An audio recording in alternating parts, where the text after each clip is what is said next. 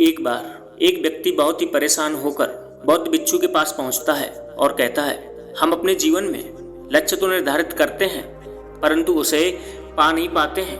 किसी भी चीज के शुरुआत में तो हमारे भीतर बहुत उत्साह होता है, लेकिन धीरे धीरे वह उत्साह खत्म हो जाता है। नकारात्मकता हमें चारों तरफ से घेरने लगती है। ऐसा क्यों होता है, कृपया मुझे बताएं। फिर बौद्ध भिक्षु उसे गौतम बुद्ध के जीवन की एक घटना बताते हैं।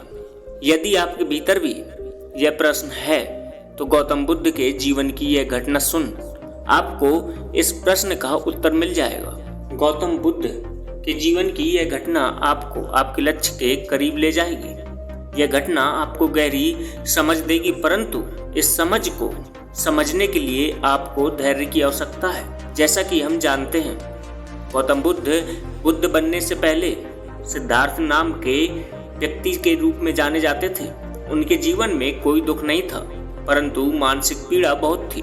वह एक राजा के पुत्र थे, जिनके कारण उनके जीवन में कोई भी शारीरिक दुख नहीं था। उनके पास हर तरह की सुख सुविधा उपलब्ध थी। कोई भी सुख सुविधा आपके शारीरिक दुख को तो रोक सकती है, पर मानसिक दुख को नहीं। जब सिद्धार्थ का मानसिक दुख अधिक बढ़ गया, तब उन्होंने तय किया कि वह अपना घर परिवार सब मोह माया त्याग देंगे। अब आप यही सोच रहे होंगे कि उनके मन में ऐसा क्यों आया कि घर परिवार त्याग देने से उनका मानसिक दुख कम हो जाएगा। तो उसका उत्तर यह है कि सिद्धार्थ ने अपने जीवन में ऐसे बहुत सारे सन्यासियों को देखा था, जिनसे मिलकर वह बहुत प्रभावित हुए थे। जब वह अपने जीवन में पहली बार किसी सन्यासी से मिले, तब उनके मन में यह विचार आया था कि मैं एक राजा का पुत्र होकर भी इतना दुखी हूँ, भीतर से परेशान भी हूँ, और यह एक भिखारी होकर भी भीतर से इतने खुश हैं। उन्हें देख सिद्धार्थ के मन में यह विचार आया कि उन्हें भी अपना घर परिवार त्याग देना चाहिए, परंतु त्याग देना भी इतना आसान नहीं है जितना हम समझ रहे हैं। छोटी से छोटी चीजें जिनसे हम जुड़े हुए हैं, उसे हमेशा के लिए खुद से दूर कर देना बहुत मुश्किल होता है, जब तक कि हमें उससे बड़ी कोई चीज न मिल जाए। परंतु बुद्ध के साथ ऐसा कुछ नहीं था। उन्हें ऐसी कोई बड़ी चीज नहीं मिली थी। उन्होंने तो बल्कि अपना वह सब कुछ छोड़ दिया जो उनके पास था। और बुद्ध ऐसा इसलिए कर पाए क्योंकि उनके भीतर ऐसा विश्वास था कि जो कुछ उनके भीतर चल रहा है उसका अंत जरूर होगा। किसी भी कार्य की शुरुआत विश्वास के द्वारा ही होती है। जब आप भी कोई लक्ष्य निर्धारित करते हैं तो उनके भीतर भी यह विश्वास होता है कि आप उस लक्ष्य को पा लेंगे। अब यह विश्वास थोड़ा सा ज्यादा हो सकता है, परंतु होता जरूर है। जब जब सिद्धार्थ अपना घर त्याग रहे होते हैं तो उनके सामने सबसे पहले यह समस्या आती है कि उन्हें अपने महल के बाहर नंगे पांव निकलना है, परंतु उन्हें आदत नहीं होती है। वह आज तक कभी भी नंगे पांव बाहर नहीं निकले, लेकिन कोई उनके पैरों की आहट सुनकर उठ ना जाए, इसलिए वह नंगे पांव घर से बाहर निकलते हैं। अब ऐसा नहीं था कि जमीन पर नंगे पांव चलने के कारण वह काफी उत्साह से भरे हुए थे। अब यहाँ पर समझने वाली बात यह है कि उनकी मंजिल तो बहुत दूर थी, लेकिन उनकी यात्रा के शुरुआत में ही उनके भीतर कोई उत्साह नहीं था। अब इस घटना से हमें बहुत बड़ा सूत्र मिल रहा है कि किसी भी बड़े से बड़े लक्ष्य को पाने के लिए हमें सिर्फ उत्साह की आवश्यकता नहीं है, क्योंकि यदि उत्साह की ही आवश्यकता होती तो सिद्धार्थ बुद्ध नहीं बन पाते। कहानी को आगे बढ़ाते हैं। जब सिद्धार्थ अपने सारथी के साथ आगे बढ़ जाते हैं, तब वह उससे कहते हैं कि अब तुम वापस लौट जाओ, तुम्हारा मेरा साथ बस यहीं तक था, यहाँ से अब मैं अपना सफर अकेले तय करूंगा।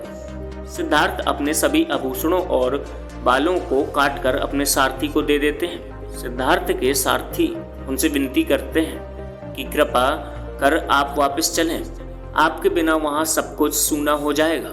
यहाँ पर भी मोह भारी हो सकता था, लेकिन यहाँ सिद्धार्थ मोह के वश में नहीं आते और वह वापस जाने से मना कर देते हैं। हमारा मन हमेशा कोशिश करता है हमें वैसे रखने की जैसे हम रहते आ रहे हैं, लेकिन सिद्धार्थ किसी भी मोह में ना आकर आगे बढ़ जाते हैं। सिद्धार्थ को यह तो मालूम नहीं होता कि उन्हें जाना कहाँ है, बस वो निकल जाते हैं। आप यहाँ पर भी एक बहुत बड़ी बात समझ आती है कि कभी कभी हमें यह मालूम नहीं होता कि जीवन में क्या करना है, हमें जाना कहाँ है, जिसके कारण हम शुरुआत नहीं कर पाते। परंतु सिद्धार्थ ने ऐसा नहीं किया था। उन्होंने किसी भी सही समय का इंतजार नहीं किया। उन्हें जब समझ आ गया कि सही समय यही है तो वह बस निकल गए। बहुत देर तक वन में भटकने के बाद सिद्धार्थ को आगे एक सन्यासी नजर आता है। वह उन्हें देखकर काफी प्रसन्न हो जाते हैं और उस सन्यासी की तरफ बढ़ने लगते हैं। वह सन्यासी अपने हाथों में धनुष बाण लिए होता है। वह उस धनुष बाण से पक्षियों पर निशाना साधने लगता है। सन्यासी के हाथ में धनुष बाण देखकर सिद्धार्थ सोचते हैं कि भला एक सन्यासी को इसकी क्या आवश्यकता है।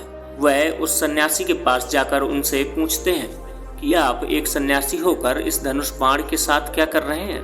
तब वह व्यक्ति कहता है, मैं कोई सन्यासी नहीं हूँ, मैं तो शिकारी हूँ। वो तो दरअसल ये सभी पक्षी सन्यासी की वेशभूषा देखकर डरते नहीं हैं, जिसके कारण उनका शिकार करना आसान होता है, इसलिए मैंने यह सन्यासी का रूप धारण किया है। यह सब सुन सिद्धार्थ को उस व्यक्ति की बात से बहुत जोर का धक्का लगता है। वह उस व्यक्ति से पूछते हैं कि तुम यह सब क्यों करते हो, इसके पीछे का कारण क्या है। सिद्धार्थ की बात सुन वह शिकारी कहता है कि यही मेरा व्यवसाय है, मैं इन पक्षियों को बेचकर धन कमाता हूँ। यह सुन सिद्धार्थ कहते हैं कि यदि तुम्हें धन की ही आवश्यकता है तो तुम मेरे इन वस्त्रों को ले लो और मुझे अपने यह वस्त्र दे दो।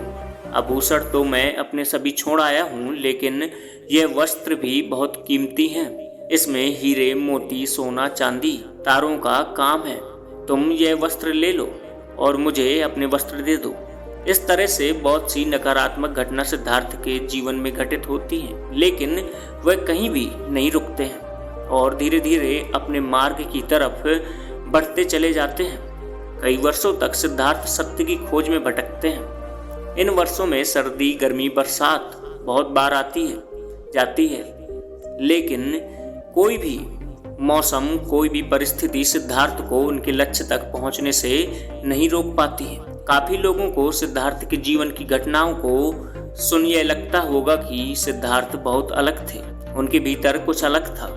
तो हम आपको बता दें कि इस प्रश्न का उत्तर सिद्धार्थ ने बुद्ध बनने के बाद बहुत बार दिया है कि मनुष्य में कोई भेद नहीं है, सभी एक समान होते हैं। बुद्ध कहते हैं हर मनुष्य के भीतर बुद्ध बनने की उतनी ही क्षमता है जितनी मेरे भीतर थी।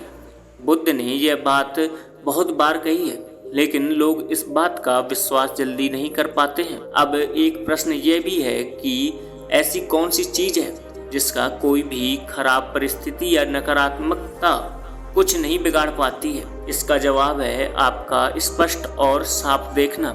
यदि आप सब कुछ साफ साफ देख सकते हैं, जो आप बनना चाहते हैं वो आप आसानी से वह बन जाएंगे। तो याद रखें, किसी भी बड़े से बड़े लक्ष्य को पाने के लिए हमें 3 चीज़ों की ज़रूरत पड़ती है। पहली है कि कारण, दूसरा है बड़ा विश्वास और तीसरा साफ और स्पष्ट देखना। दोस्तों, कैसी लगी ये कहानी? अगर इस कहानी से आप कुछ भी सीखते हैं तो प्लीज़ वीडियो को लाइक और चैनल को सब्सक्राइब जरूर कर दें।